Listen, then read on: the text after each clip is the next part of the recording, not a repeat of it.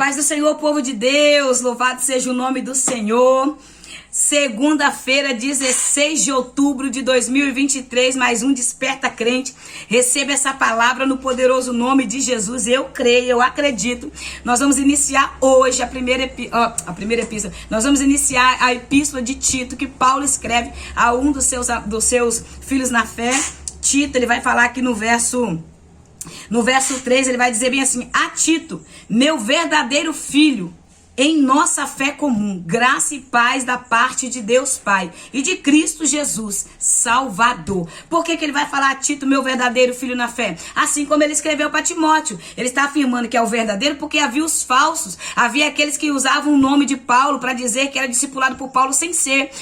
A gente passa por isso, você sabia? Que tem pessoas que vão em igrejas, vão em algum lugar e falam que são meus amigos, falam que é minha amiga, usam meu nome, citam meu nome na hora que vão pregar, quando são chamados de algum para dizer que me conhece. São pessoas que passam por mim e não me dão a paz do Senhor. Vira a cara quando me vê, não permite nem eu ir no ministério deles pregar, nem agir, nem fazer a obra do Senhor lá, nada, não tem contato nenhum comigo. Mas quando vai em alguns lugares, usa o meu nome para dizer que me conhece, para dizer que é meu amigo. Então Paulo está dizendo aqui, ó, o meu verdadeiro filho na fé. Por quê? Porque havia os falsos que estavam usando o nome de Paulo para dizer que era filho na fé de Paulo, que foi instruído por Paulo, que foi ensinado por Paulo, que era amigo íntimo de Paulo. E Paulo aqui está dizendo, meu verdadeiro filho na fé, porque eu sei quem são os meus que andam comigo. Paulo está dizendo isso, né? Nós sabemos quem anda conosco, nós sabemos quem é os nossos verdadeiros amigos que está conosco. Então, Paulo escreve essa carta a Tito, porque depois da sua prisão domiciliar em Roma, ele passa 2 anos preso numa casa, numa prisão domiciliar. Mas os seus ali,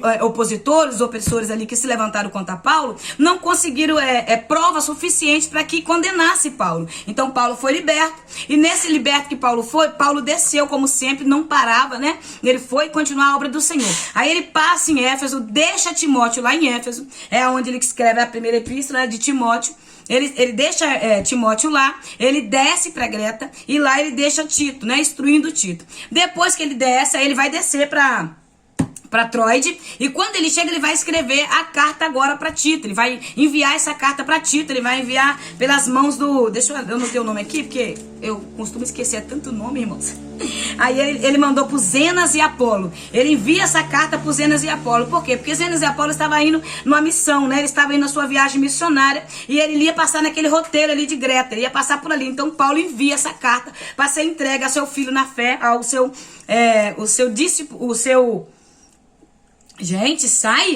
filho que ele discipulou e instruiu na fé, Tito. Então ele envia essa carta através da mão desses irmãos. Para quê? Para encorajar a Tito, né? Depois ele já tinha enviado a carta de Timóteo. Aí ele escreve essa carta de Tito e a segunda Timóteo ele escreve depois.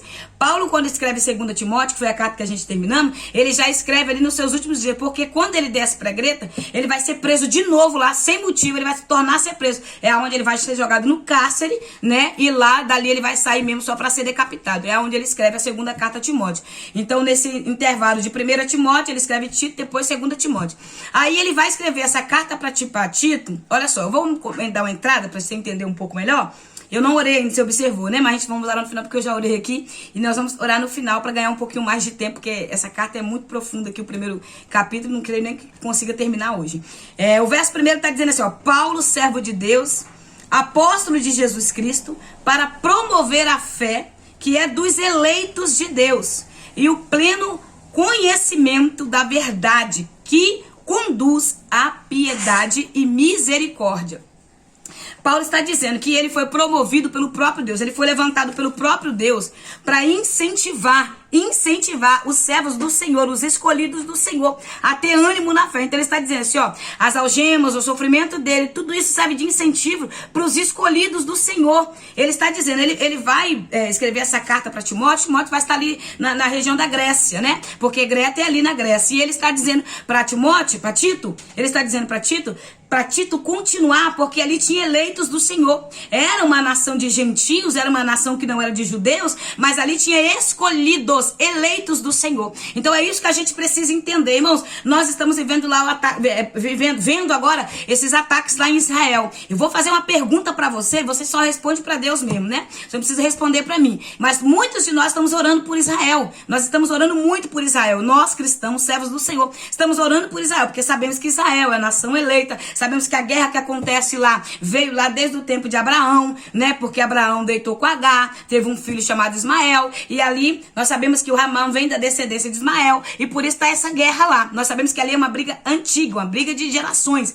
Então a gente está orando por Israel. E o que acontece? Será que nós estamos orando pelo Ramã? Pelos inocentes que estão lá?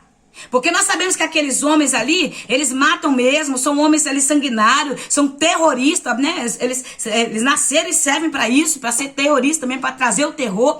Mas e os inocentes que estão lá, e as pessoas que não são culpadas de morar naquele território onde esses terroristas moram, que não estão culpados de nascer naquela nação? Será que nós estamos orando por aqueles inocentes lá? Pois é, se você não está orando, eu te convoco a orar. Eu te convoco a orar porque as nações gentias também Deus tem plano de salvação. As nações gentias Deus tem plano de salvação. Eu sou gentil, você é gentil e o Senhor nos salvou. Então ore para que Deus salve almas naquele lugar. Amém? Para que no meio de tudo isso que está acontecendo eles conheçam o verdadeiro Deus. No nome de Jesus. Amém? Porque nós estamos vendo aquelas pessoas lá morrer por um engano, morrer por uma farsa, morrer por uma mentira que eles acreditam, por algo, né, terrível que eles acreditam e eles são capazes de morrer por aquilo ali. Então nós precisamos entender, nós conhecemos a verdade do evangelho. E nós precisamos também nos colocar de pé para sofrer por amor desse evangelho, vivendo essa verdade. Então, comece orando por aqueles que estão sofrendo, amém? Vamos voltar aqui. Aí ele vai falar, né, que para Tito ter esse encorajamento, essa determinação de continuar fazendo a obra. Aí, ele vai, no verso 2, ele diz, fé,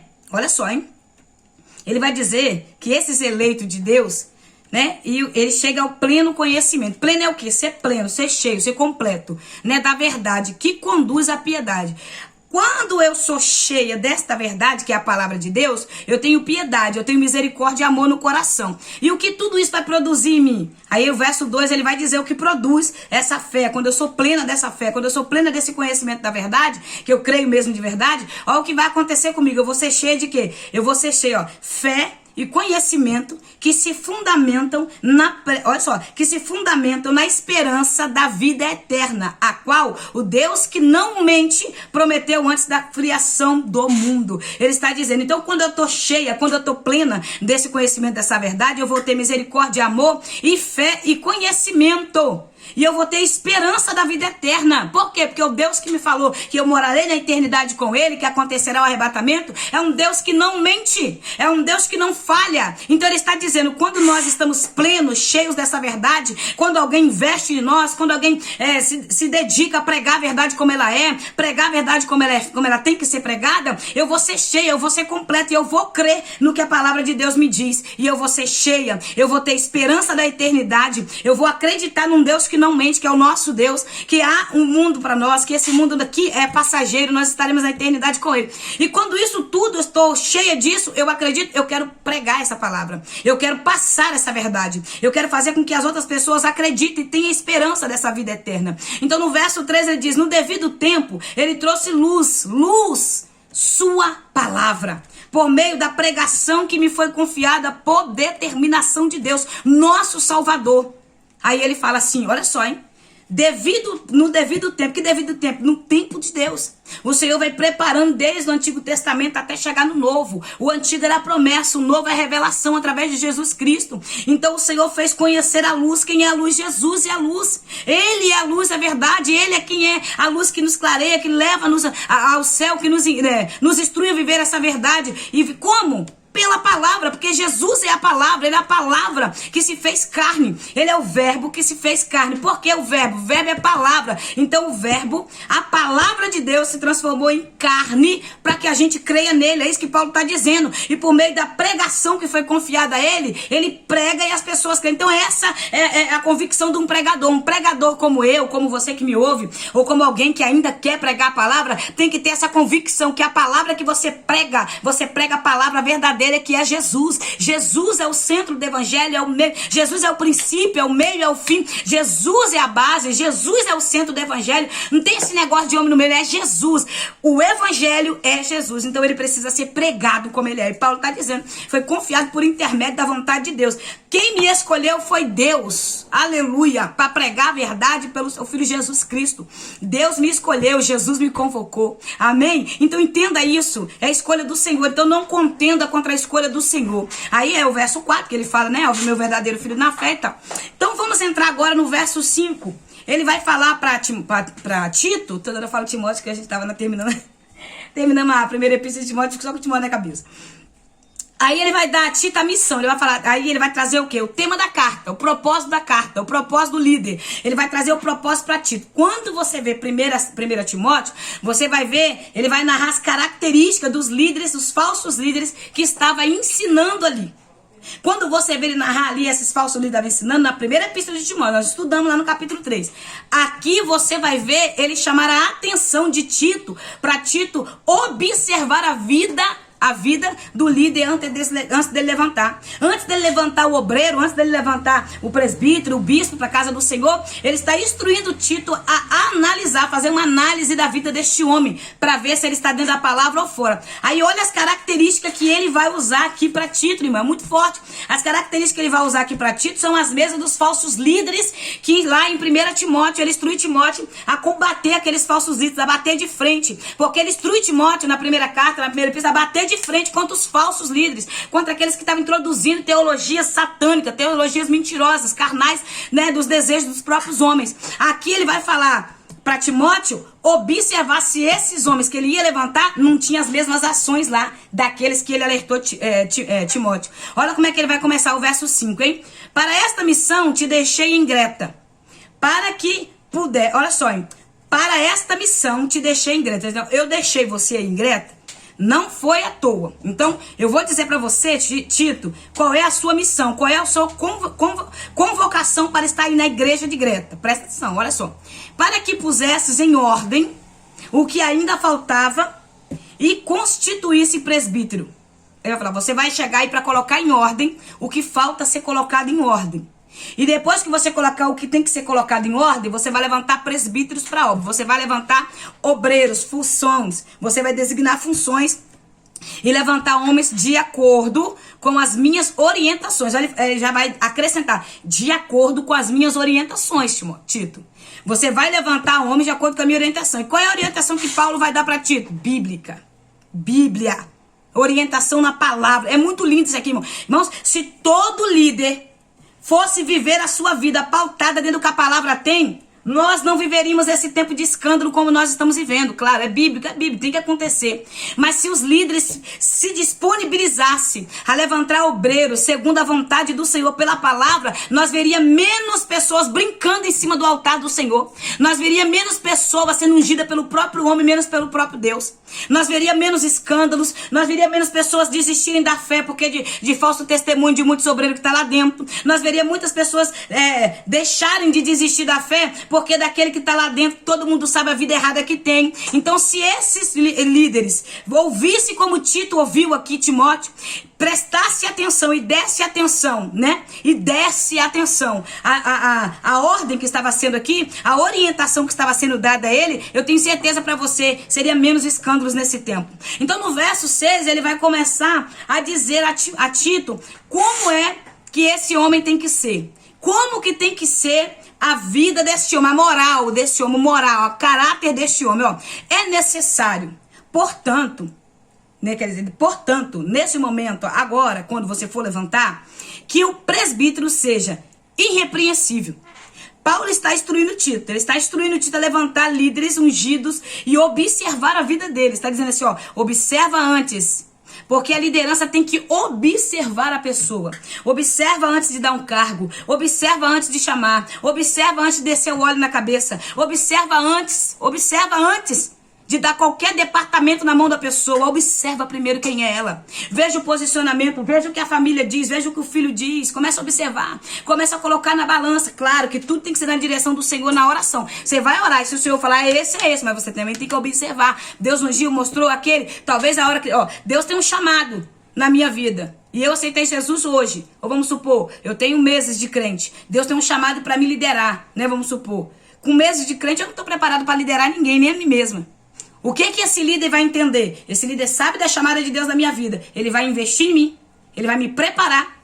ele vai me discipular, ele vai me ensinar, ele vai me colocar dentro da sã doutrina, ele vai me mostrar que tem doutrina, ele vai me ensinar a viver aquilo ali. Depois que eu aprender, ele vai me colocar para ensinar. Por quê? Porque para mim estar apto a ensinar, eu preciso aprender primeiro. Então, a função do líder é isso, é colocar pessoas preparadas, não despreparadas na cadeira. Só que hoje a gente vê a inversão desses valores, né? Então ele vai continuar falando, o presbítero seja irrepreensível, marido de uma só mulher, e que tenha filhos cristãos, que não sejam acusados de libertinagem ou de insubmissão. Nós passamos por um tempo aqui, nas epístolas, e eu falei sobre isso aqui. O que é filhos submissos, né? Filhos que não sejam acusados de libertinagem. Porque quando você tem um filho que é de menor, você consegue instruir ele na tua palavra. Olha só, eu não tive essa oportunidade de nascer num berço cristão. Mas também tem muitos aí que nasceram num berço cristão, mas nunca foram cristãos. E até tem muitos que já estão desviados, nasceram dentro da igreja, debaixo do banco ali dormindo, porque pessoas falam, queria meu filho dentro da igreja. Mas como? Dormindo no banco? Como? Cochilando na cadeira, ouvindo a palavra? Porque criar dentro da igreja é diferente de ser igreja. Não é porque eu estou dentro da igreja que eu sou igreja. Não é porque eu estou num ambiente espiritual que eu sou espiritual. A gente precisa separar isso e entender. O fato de eu ir no templo, de eu ir adorar a Deus ali na igreja, de eu ir receber uma palavra, não significa que eu sou uma cristã. Pode ser que eu estou ali mesmo somente porque sou ouvinte, sou um ouvinte, sou amante da palavra. Então tem muitos filhos de crente que são só ouvintes, amantes da palavra. Este presbítero que ele está falando irrepreensível, ele está falando daqueles que instruem seus filhos na palavra. Ele está falando daqueles que ensinam, daqueles que sentam com seus filhos, abre a Bíblia, ensina, discipula, corrige, exorta na palavra. Não é o crente que vai na igreja, arruma seus filhos lá para a igreja. Não, é crente que tem o compromisso de discipular. Ele está falando de um presbítero, de um líder, que ele discipula a sua casa. Porque para discipular a casa de Deus, ele tem que discipular a sua casa. Claro, o homem vai ensinar o caminho que o filho deve andar e vai caminhar com ele. Claro, um filho com 18 anos, ele escolhe quem ele quer ser, ele escolhe o que ele quer ser, se ele quer servir a Deus ou se ele quer servir o diabo. Claro que nós entendemos que quem não serve a Deus serve ao diabo. Não tem outra meus termos. Que isso? É verdade. Não adianta eu dizer, eu não sou crente, não estou na igreja, mas eu gosto de Jesus, eu amo Jesus, Deus me livre, não gosto do diabo. Meu irmão, quem não serve a Deus, quem não está com Deus, está contra ele. Então quem está contra ele está do lado do maligno. Quem está do lado do maligno faz o que? Bebe, fuma, usa droga, prostitui, faz tudo que é errado, vive essa vida depravada que nós estamos vendo, essa distorção de valores. A maioria vai lá viver mulher com mulher, homem com homem, como nós estamos vendo. E são pessoas que dizem que amam a Deus, que acreditam em Deus, que oram a Deus, mas infelizmente é uma verdade que tem que ser dita, que muitos não têm coragem de dizer. Ou você está com Deus ou você está com o inimigo, e não adianta distorcer. Esta é a verdade. Não tem como distorcer isso. Então ele está instruindo. Ele está dizendo que os seus filhos sejam cristãos, não seja libertino. Aí nós vamos lá. O que é libertino? Tem filho de pastores que está dentro da igreja, mas são libertinos. Tem filho de pastores que está dentro da igreja, mas são prostitutos. Pegam todas as meninas da igreja, namorou um bocado. Quando sai ali da bateria da igreja, vai pro baile funk. Quando sai ali do altar, que está cantando no louvor, vai para as festas no mundo. Quando sai dali, vai para os bar. Quando sai dali, vai para as lanchonetes fazer aquilo que bem entende. É isso que ele está dizendo, que não seja libertino. Pessoas se entreguem a depravação, pessoas entregam a libertinagem desse tempo, pessoas entregam ao pecado desse tempo, porque muitos filhos são assim. Filhos que não têm e que não são ensinados na sã doutrina são insubmissos. Não são submissos ao pai, não são submissos à mãe. A mãe fala, não obedece, o pai fala, não obedece. São filhos insubmissos. Então ele fala, antes, Timóteo, de você levantar, analisa a vida deste homem. Olha a primeira casa dele, olha a primeira família dele. Claro, nós sabemos que quando um filho não quer servir, irmão, não tem jeito. Você pode ensinar, você pode instruir, mas quando a mente dele é voltada para as coisas do mundo, quando ele quer viver as práticas mundanas, não tem como impedir a vontade dessa pessoa. Claro que nós entendemos isso. Tem pessoas que ouvem a palavra, que já cantou, que já pregou, que já foi usado para libertar, já foi usado em várias áreas, mas resolveu retroceder porque não acreditou na palavra, preferiu voltar atrás. Nós sabemos que isso tem sim. Então nós não podemos generalizar. Tem homens santos, mulheres santas que servem a Deus de verdade, mas a sua família não quer. Tem mulheres santas que servem a Deus, mas seu marido não quer. Tem homens santos que servem a Deus, mas sua esposa não quer. Claro que nós entendemos isso também, que tem a escolha do ser humano. Mas ele está mandando Tito analisar a vida do líder antes dele levantar um presbítero. Então, porque um presbítero ele tem que passar. Presbítero é o que? É bagagem, é experiência. Presbítero é experiência. É um homem experimentado na fé. É um homem experimentado na caminhada. É um homem experimentado na vida com Deus. Amém? Não dá pra continuar mais. Nós vamos aqui até o verso 6. E amanhã nós voltaremos no verso 7. Eu falei que só o início da carta é muito forte. Amém? Deus abençoe a sua vida. Que a paz do Eterno te alcance. Que a graça e a misericórdia do Senhor te enche de graça, de conhecimento, de verdade. Olhe por mim. Eu estou orando por você. Nós chegaremos juntos ao céu. Você que tem se inscrito no canal, seja bem-vindo. Obrigado pela confiança, pelo crédito que você está me dando. Que eu possa te suprir, né, essa necessidade que você se inscreveu aí, querendo algo de mim, que eu possa ser um instrumento do Senhor para poder o Senhor me usar, para que eu faça parte aí de algo que você quer da parte de Deus e que o Senhor te surpreenda nesses dias que nós estivermos juntos aqui para a glória do Senhor. Não saberemos até quanto tempo, porque o arrebatamento pode ser hoje, é iminente, então nós não sabemos. Então, enquanto isso, nós estaremos juntos aqui caminhando para o céu, amém? Deus te abençoe, se inscreve no canal, compartilha, dá o like, comenta, me ajuda aí no nome do Senhor Jesus, e eu sou grata a Deus pela sua vida no nome de Jesus. Vamos orar agora para encerrar e amanhã nós voltamos no verso 7 e você leia aí no nome de Jesus a epístola de Tito, amém? A epístola pastoral, leia em nome de Jesus. Senhor, nós te louvamos, bendizemos o teu nome. Nós queremos clamar ao Senhor neste momento, ó Pai, por uma liderança santa. Eu quero orar primeiramente pela vida do meu pastor. Continua abençoando o meu pastor, Senhor. Continua abençoando a casa dele. Continua dando força, dando graça, sabedoria. Continua também abençoando o corpo de obreiro do meu ministério. Continua abençoando os pastores, ó Pai. Continua abençoando o pastor desta irmã. Senhor, o corpo de obreiro da igreja desta irmã. Continua abençoando os obreiros, porque são eles, ó Pai, que mantêm a tua casa em ordem. São eles que mantêm a tua casa viva. São eles que mantêm, Senhor, a tua casa ali, Senhor, como tem que ser procedida a ordem naquela casa. Por isso, Senhor, eu oro por esta liderança santa, abençoada que o Senhor levantou. Existem muitos falsos ali no meio, existe muitos falsos enganando, com ganância, com segundas intenções, mas tem os verdadeiros, ó Pai. E eu oro por esses homens verdadeiros, Pai, fortaleça eles e liberta esses que estão brincando com a tua verdade, liberta eles que estão brincando com a tua palavra. Assim, Pai, eu quero pedir ao Senhor que o Senhor fortaleça esses homens no nome santo de Jesus. Amém? Que Deus te abençoe no nome de Jesus.